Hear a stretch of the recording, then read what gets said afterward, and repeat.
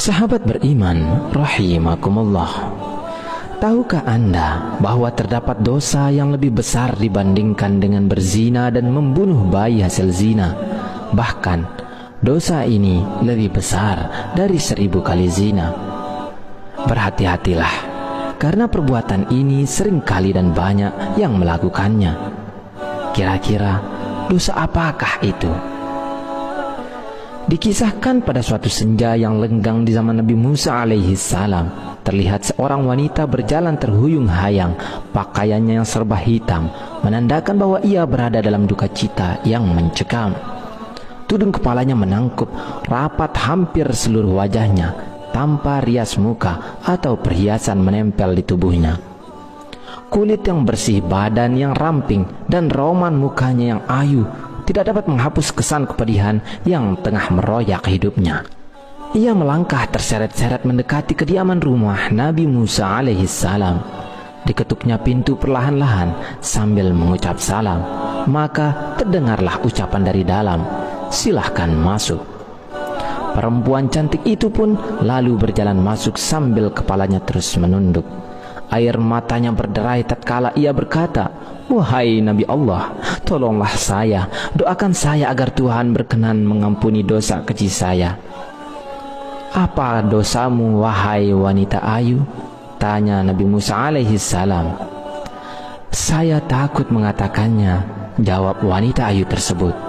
"Katakanlah, jangan ragu-ragu," desak Nabi Musa. Maka perempuan itu pun secara ketakutan bercerita, "Saya telah berzina." Kepala Nabi Musa terangkat, hatinya tersentak. Perempuan itu pun meneruskan ceritanya, "Dari perzinaan itu, saya pun hamil.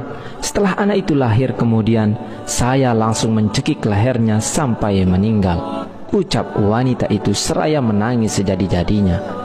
Mata Nabi Musa pun berapi-api, dengan muka berang ia menghardik, "Perempuan celaka, pergi kamu dari sini, agar siksa Allah tidak jatuh ke dalam rumahku karena perbuatanmu," teriak Nabi Musa sambil memalingkan wajah karena jijik.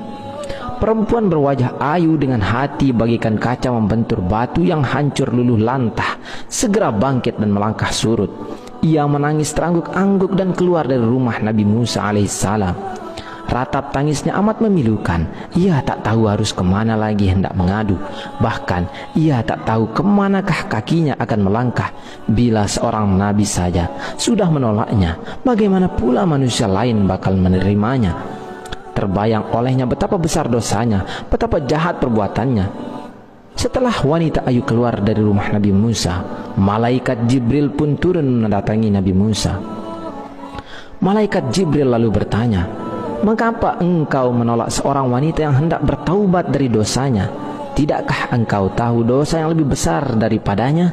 Nabi Musa pun terperanjat. Dosa apakah yang lebih besar dari kekejian wanita pezina dan pembunuh itu? Maka Nabi Musa dengan penuh rasa ingin tahu bertanya kepada malaikat Jibril, "Betulkah ada dosa yang lebih besar daripada perempuan yang hina itu?" "Ada," jawab malaikat Jibril dengan tegas. "Dosa apakah itu?" tanya Nabi Musa yang kian penasaran. "Orang yang meninggalkan sholat dengan sengaja dan tanpa menyesal," jawab malaikat Jibril. "Orang itu dosanya lebih besar daripada 1000 kali berzina," lanjut malaikat Jibril. Mendengar penjelasan ini, Nabi Musa kemudian memanggil wanita tadi untuk menghadap kembali kepadanya. Ia mengangkat tangan dengan khusyuk untuk memohonkan ampunan kepada Allah Subhanahu wa ta'ala untuk perempuan tersebut. Nabi Musa menyadari orang yang meninggalkan sholat dengan sengaja dan tanpa penyesalan adalah sama saja seperti berpendapat bahwa sholat itu tidak wajib dan tidak perlu atas dirinya. Berarti ia seakan-akan menganggap remeh perintah Allah Subhanahu wa ta'ala itu. Bahkan seolah-olah menganggap Allah Subhanahu wa ta'ala tidak punya hak untuk mengatur dan memerintah hambanya. Sedangkan orang yang bertaubat dan menyesali dosanya dengan bersungguh-sungguh berarti masih mempunyai iman di dadanya dan yakin bahwa Allah itu ada. Itulah sebabnya Allah pasti mau menerima kedatangannya. Ibnu Qayyim al-Jauziyah mengatakan, Kaum muslimin bersepakat bahwa meninggalkan sholat 5 waktu dengan sengaja adalah dosa yang paling besar, dan dosanya lebih besar dari dosa membunuh, merampas harta orang lain, berzina, mencuri, dan meminum minuman keras. Orang yang meninggalkan akan mendapat hukuman dan kemurkaan Allah Subhanahu wa Ta'ala, serta mendapatkan kehinaan di dunia dan akhirat. Di dalam riwayat lain juga dijelaskan bagaimana kejamnya siksaan bagi mereka yang meninggalkan sholat. Ibnu Abbas radhiyallahu an berkata, jika langit sudah terbuka, maka malaikat akan datang dengan membawa rantai sepanjang 7 hasta. Rantai tersebut akan digantungkan kepada orang yang tidak melaksanakan sholat, kemudian dimasukkan ke dalam mulutnya dan akan keluar dari duburnya. Kemudian malaikat mengumumkan, ini adalah balasan orang yang menyepelekan perintah Allah. Adapun ganjaran dosa ketika kita dengan sengaja meninggalkan sholat fardu diantaranya adalah, jika 1 kali meninggalkan sholat subuh, maka hukumannya adalah masuk ke dalam neraka selama 30 tahun. Sedangkan 1 hari di neraka sama dengan 60.000 tahun di dunia. Maka artinya 1 kali dengan sengaja meninggalkan sholat, maka bersiaplah akan mendekam 60.000 tahun di neraka. Jika meninggalkan 1 kali sholat zuhur, ganjarannya, dosanya sama dengan membunuh 1000 umat Islam. Jika meninggalkan 1 kali sholat asar, sama dengan dosa meruntuhkan Ka'bah. Jika 1 kali meninggalkan sholat maghrib, sama dengan dosa berzina dengan ibunya jika laki-laki, atau berzina dengan ayahnya jika perempuan.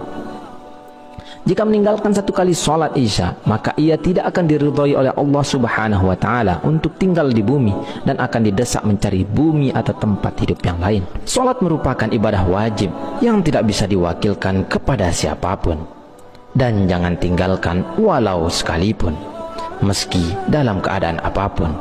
Semoga kita menjadi orang-orang yang senantiasa mendirikan sholat, melaksanakannya tepat waktu, serta mampu mengajak keluarga lainnya untuk sholat tepat waktu dengan istiqomah. Wallahu a'lam bishawab. Wassalamualaikum warahmatullahi wabarakatuh.